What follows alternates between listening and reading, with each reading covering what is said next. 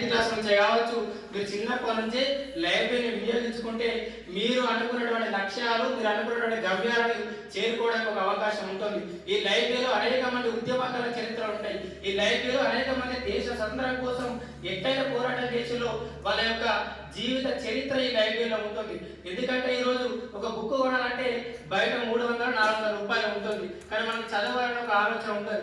కానీ ఆ బుక్కును కొనంత సిచ్యువేషన్ కూడా మన ఆర్థిక స్తోమత కూడా మన దగ్గర ఉండదు. కానీ లైబ్రరీలో దాదాపు చాలా పుస్తకాలు ఉంటాయి. ఆ లైబ్రరీ పుస్తకాలు మీరు చదివితే మీరు అనుకున్నటువంటి లక్ష్యాలు, మీరు అనుకున్నటువంటి ఆశయాలను ఖచ్చితంగా నెరవేర్చుకునే వాళ్ళు అవుతారని చెప్పి ఈ సందర్భంగా మీకు తెలియజేస్తున్నాం. ఇంకా మరీ ముఖ్యంగా ఏంటంటే, మీరు ఎట్లయితే ప్రతిరోజు మీరు స్కూల్కి అయితే ఎట్లయితే పోతారో, మీ స్కూల్లో మీకు 6 సబ్జెక్టులు ఉన్నట్టే లైబ్రరీలో కూడా మీరు వినియోగించుకొని కనీసం 1 వీక్ ఒకసారి సండే రోజు మీరు లైబ్రరీకి వచ్చి ఏదో ఒక మహనీయ చరిత్ర మీరు చదువుకుంటే మీరు అనుకున్నటువంటి లక్ష్యాలకు చాలా అనుకూలంగా మీరు వెళ్ళడానికి ఒక అవకాశం ఉంటుంది. మరీ ముఖ్యంగా ఏంటంటే, మీరు కళలు కంటే మీ ఆశయాలను మీరు నెరవేర్చలేరు. కళల తగ్గట్టు మీరు అనుకున్నటువంటి గమ్యాన్ని, నిర్దేశాన్ని మీరు ఎంచుకొని ముందుకు పోతే మీరు గమ్యాన్ని చేరుకోవడానికి ఒక అవకాశం ఉంటుంది. ఎగ్జాంపుల్, మీరు ఐఏఎస్ కావాలనుకుంటే డిగ్రీ పాస్ అయ్యి ఐఏఎస్ ఎగ్జామ్ రాసుకోరు. డాక్టర్ కావాలనుకుంటే 10th అయిపోయాక ఇంటర్లో బైపీ తీసుకుంటే మీరు డాక్టర్ కావడానికి అవకాశం ఉంటుంది. అందుకోసమే మీరు ఏదైతే అనుకున్నారో దాన్ని మాత్రమే మీరు ప్రయాణం చేయండి. చాలా మంది చెప్తారు. ఇంకోటి ఏంటంటే, మీ దాంట్లో ఏమైతే స్కిల్ ఉందో ముందే మీరు గ్రహించుకోండి. కూడా ఐఏఎస్ ప్రిపరేషన్ అవుతుంది కదా, నీ ఇంటి ముంగట కూర్చొని ఐఏఎస్ బుక్ పట్టుకుని నేను ఐఏఎస్ అయిపోతా అనే ఆలోచన మాత్రం మీరు చేస్తే ఐఏఎస్ కాదు.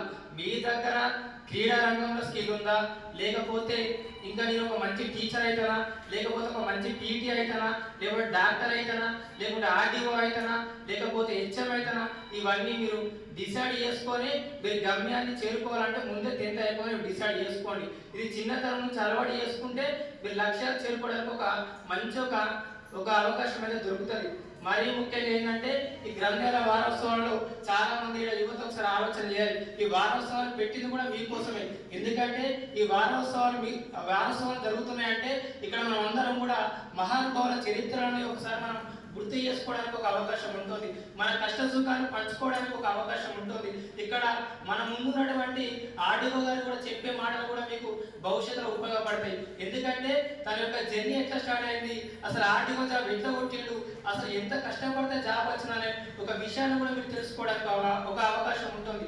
ఎందుకంటే ఈరోజు తనకు ఎంత బిజీ షెడ్యూల్ ఉన్నా కూడా ఈరోజు ఈ లైబ్రరీకి వచ్చి తన అమూల్యమైన సమయాన్ని మనం కేటాయిస్తారంటే అలాగే టైంపాస్ కోసం కాదు.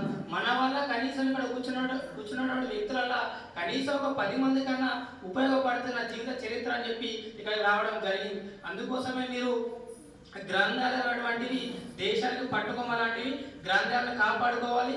ఇంకోటి ఏంటంటే, గ్రంథాలు అనేటువంటి కేవలం జిల్లా స్థాయికే కాదు గ్రామ స్థాయిలో విస్తరించాలని చెప్పి నేను ఈ సందర్భంగా తెలియజేస్తున్నా. ఈ అవకాశం ఇచ్చినటువంటి ప్రతి ఒక్కరు కూడా కృతజ్ఞతలు తెలియజేస్తున్నా.